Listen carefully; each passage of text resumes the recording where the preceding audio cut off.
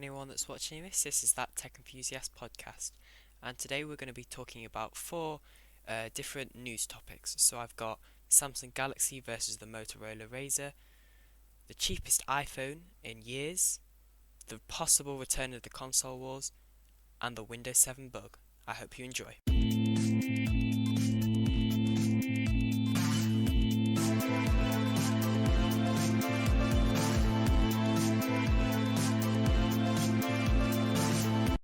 So as you can see, I've got a new intro as well. I made it quite a while ago actually. On, I can't remember what I made it on now. Anyway, let's get into the first topic. So, some of you might know about the phone that Motorola launched that can fold, the Motorola Razr, that is a bit like their classic flip phones, except for it's a smartphone and it's got a touchscreen. And apparently it's got durability problems, as you can imagine, being a folding phone. Now, I always like the idea of folding phones. Like, I like the idea of the Samsung Galaxy Fold. I like the idea of the Motorola Razr. But I knew that one problem would always be durability. Now, Motorola are saying that they have got no durability problems and the way it was tested. So basically, CNET did a durability test on it and apparently it failed. But then Motorola have said that actually it their test was too hard and not designed for their phone, and so they did their own test, and apparently it's not as brutal, you could say, as the CNET test, but whatever. I mean, to be honest, I think the Samsung Galaxy Z will probably do a lot better than the Motorola Razr. Like,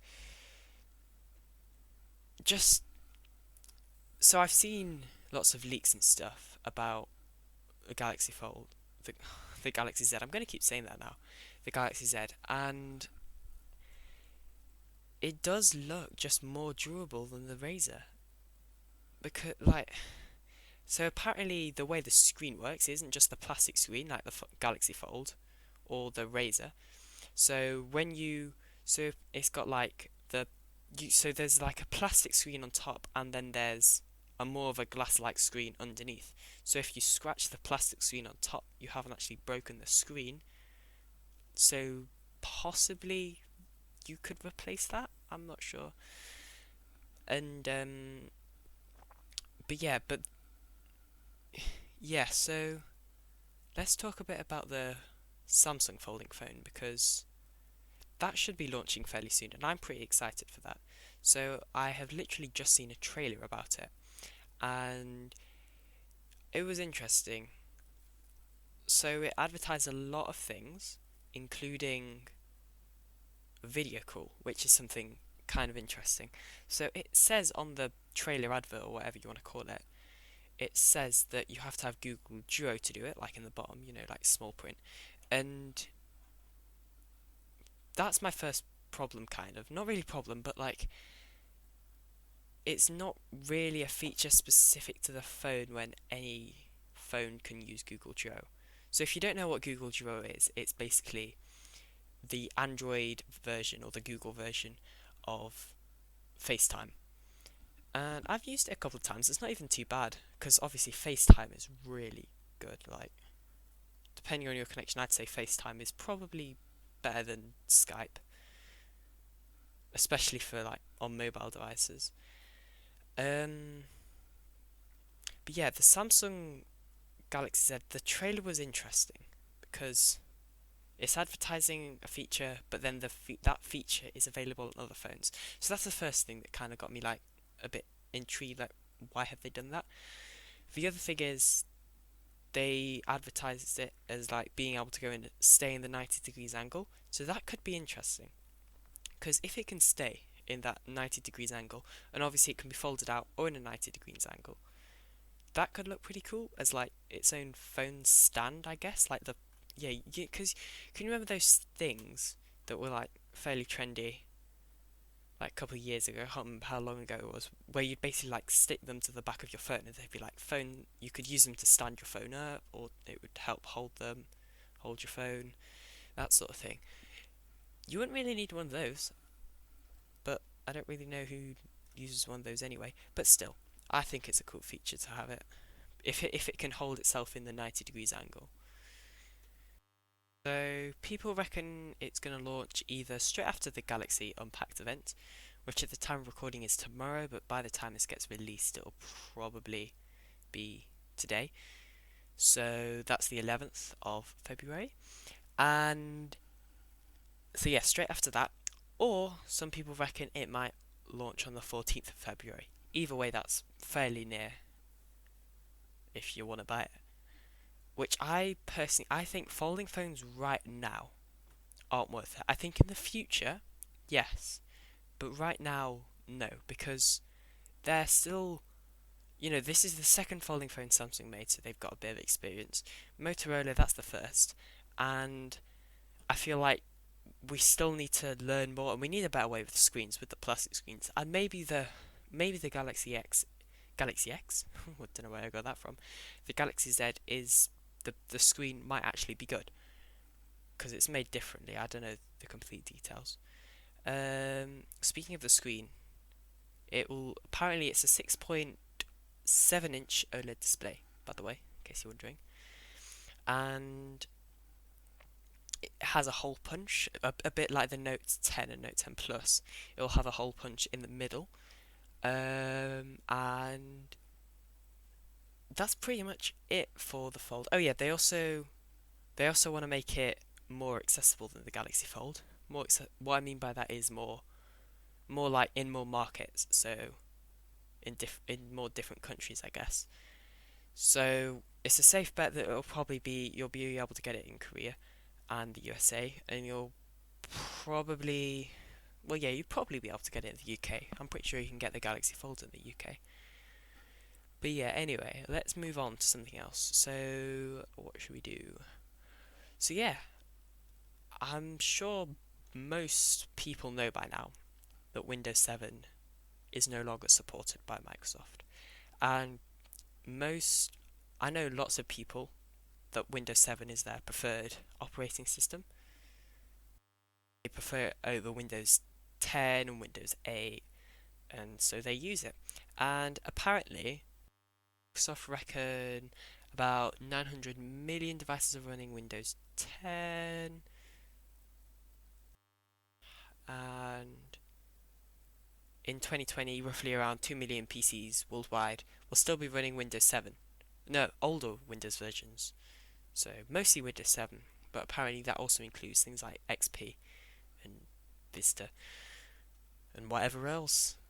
And yeah, so let's actually talk about the actual bug now, because there's been a problem with it. So there's already been one, but this isn't as the last one wasn't as serious as this one. So the last one was just a wallpaper glitch. That's like, not as bad as this one. So you basically can't turn off, you can't shut down or reboot your computer, which is a slightly weird bug, and apparently we still don't know where it came from. So we have like a good guess that it came from like the settings, the control panel or whatever it is, not like doing permissions right and saying, so basically when you try and shut it down and it just says you don't have permission to shut down this computer, which is a slightly weird thing. Like, yeah, apparently it's like permissions just going wrong, like admin and stuff, which doesn't really make sense. There is a workaround for it, but it only works for the Pro and Ultimate versions of Windows 7, not Windows 7 Home, which is what I'd imagine most people would have. And it's as I just said, there's a lot of people using Windows 7, so I don't know how many people this bug will affect. I have a fairly old computer running Windows 7. I haven't seen any bugs with it yet. It's running Windows 7 Ultimate, just because that's the copy I could get. That's because it's the easiest copy I could get hold of.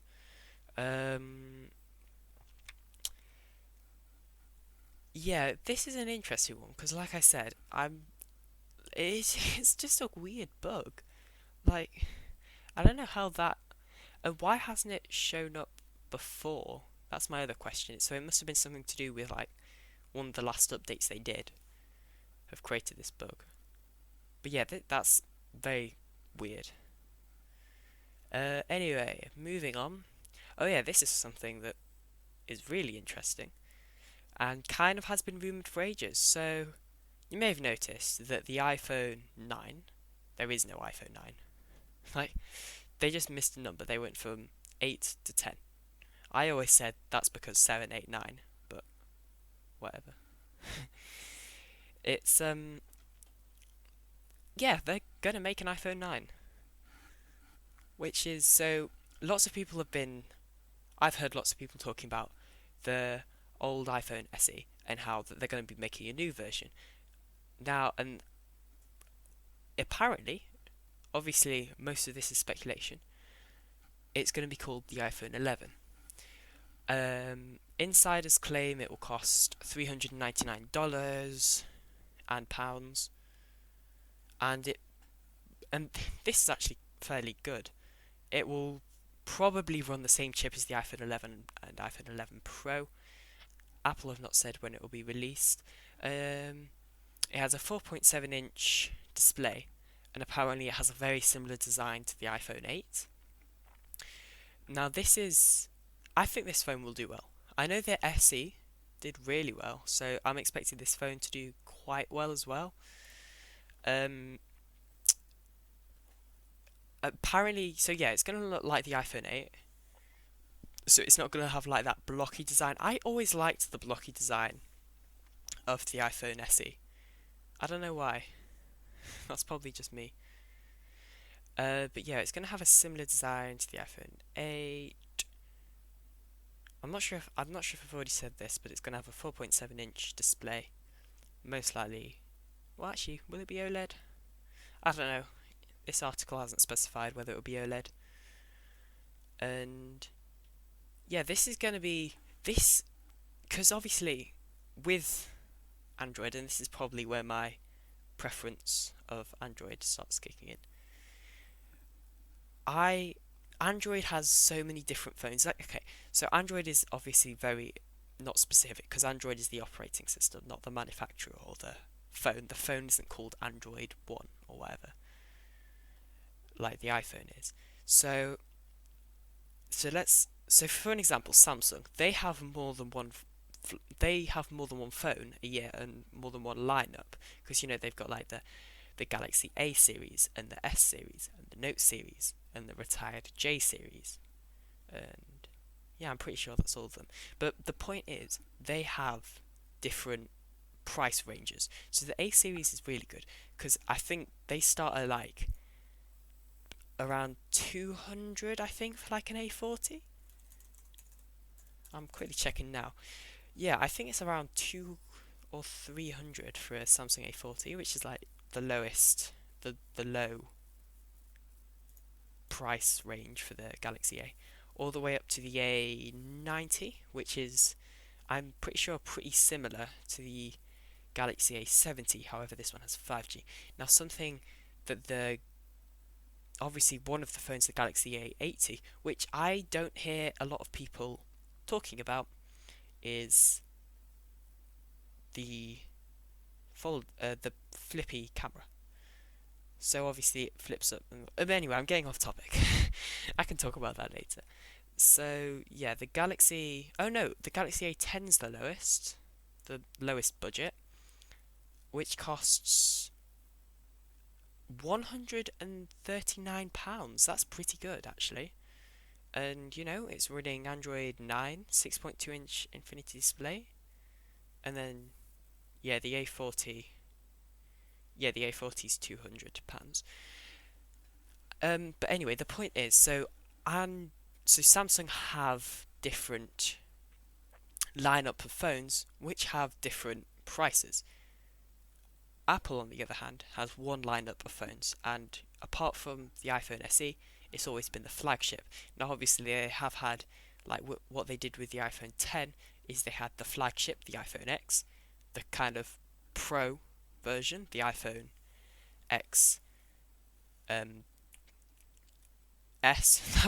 The name just suddenly went out of my head then. And then the iPhone XR, the slightly budget, but like, let's be honest, The iPhone XR still is not a budget phone. It's just a more cheaper and slightly more reasonable phone. The the iPhone XR was, I don't know. If see the specs weren't that good, I would have just stuck probably with an iPhone 8 unless you wanted to have the look and the like status, I guess, of having an iPhone X, because the XR has it goes back to an LED display, so it's not got OLED like the X and the XS. It's got a worse camera. It's got one camera, so compared to the S10e, which they're basically competitors, and I'm pretty sure the S10e is cheaper as well. It's got so the S10e has two cameras, and then the iPhone XR has one camera. Now, obviously, I'm sure it's a fairly decent camera, and both of them on both phones. I'm sure it's fairly decent cameras, but it's just I feel like the iPhone 8, you'll probably, well, I'm not sure. Maybe not go for the iPhone 8. I don't know, because I guess it does have a bigger screen. Yeah, actually, I've changed my mind.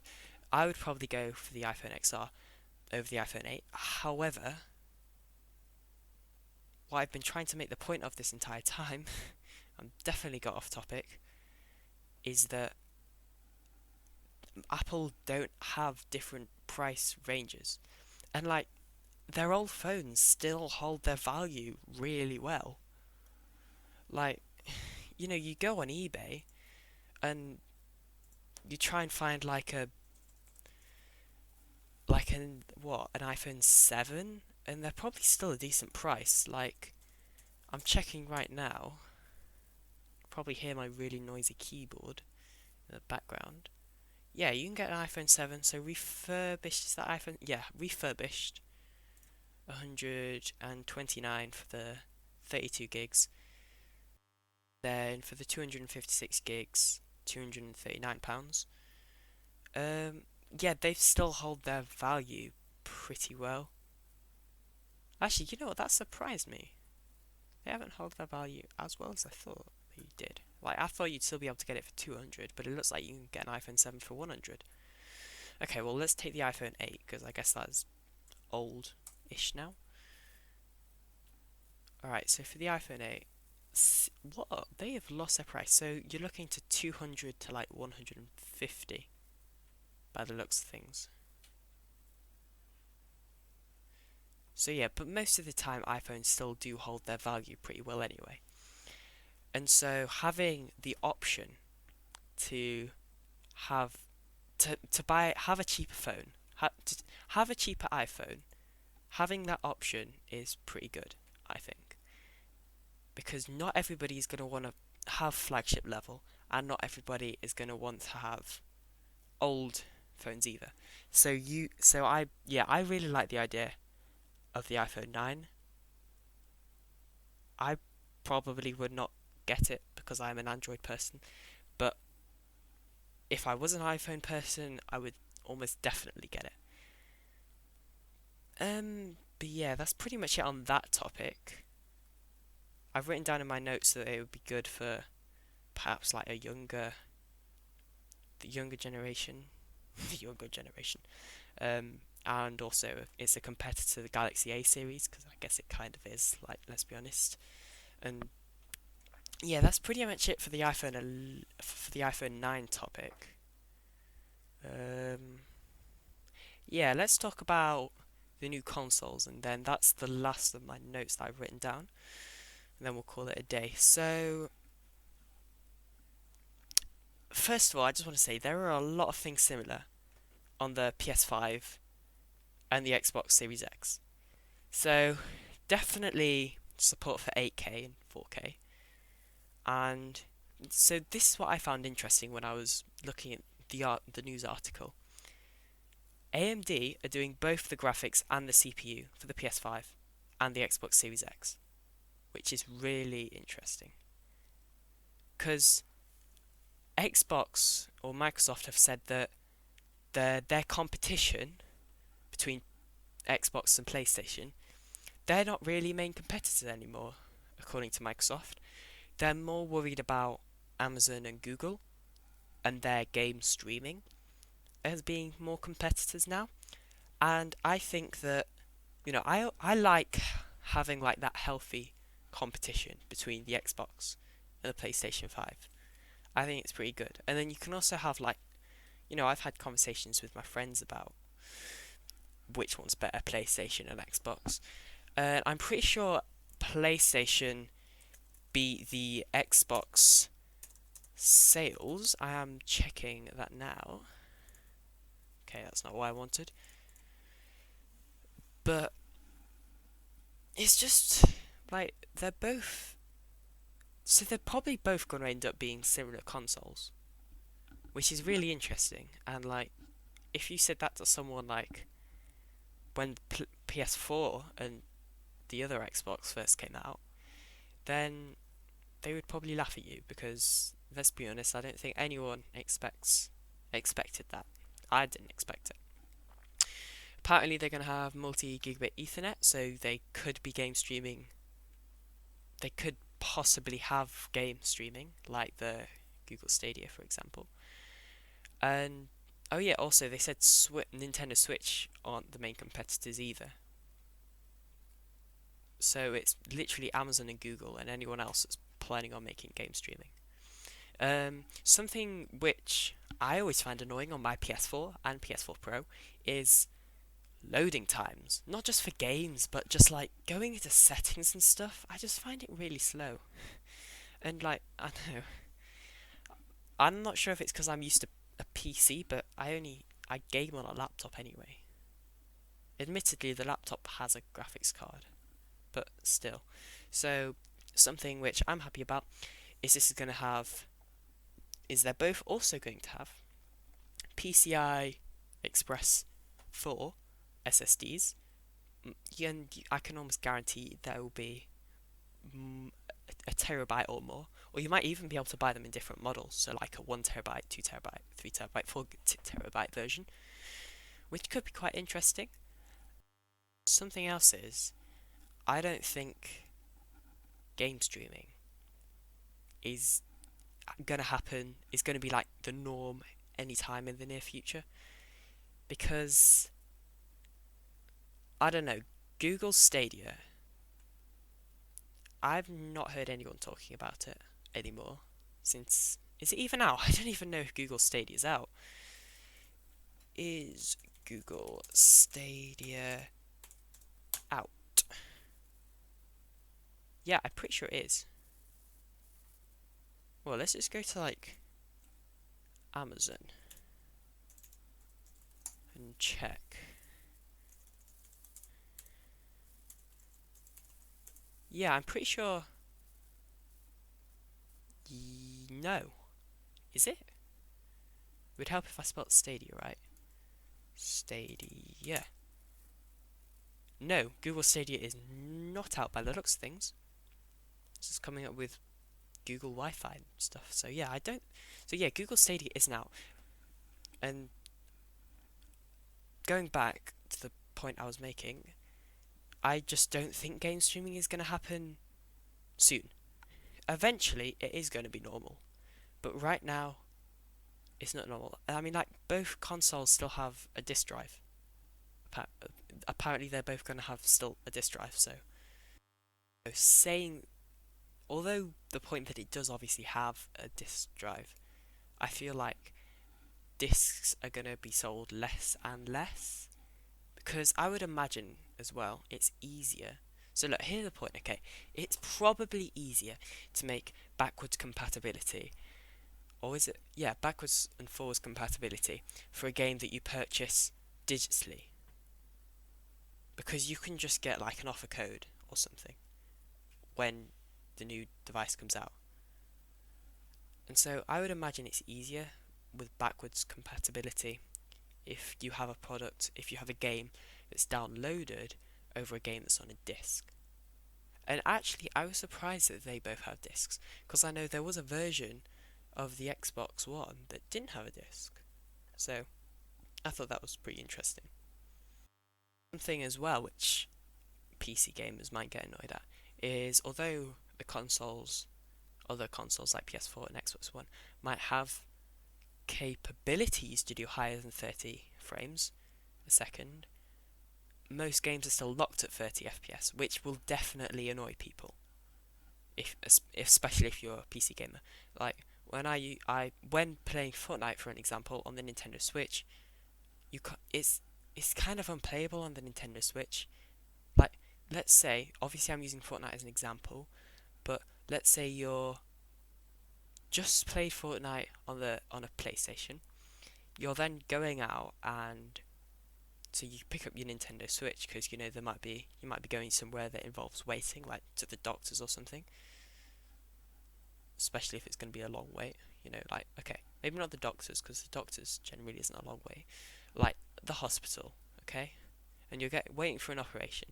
You can play on your Nintendo Switch, and if the hospital has Wi-Fi, obviously, you can play an online game, like Fortnite. However, from that transition of originally playing on the PlayStation to then playing on the Nintendo Switch, it's just really, it's a noticeable difference. You can't notice it if you only play on Nintendo Switch, but then if you do play on both, you really notice it.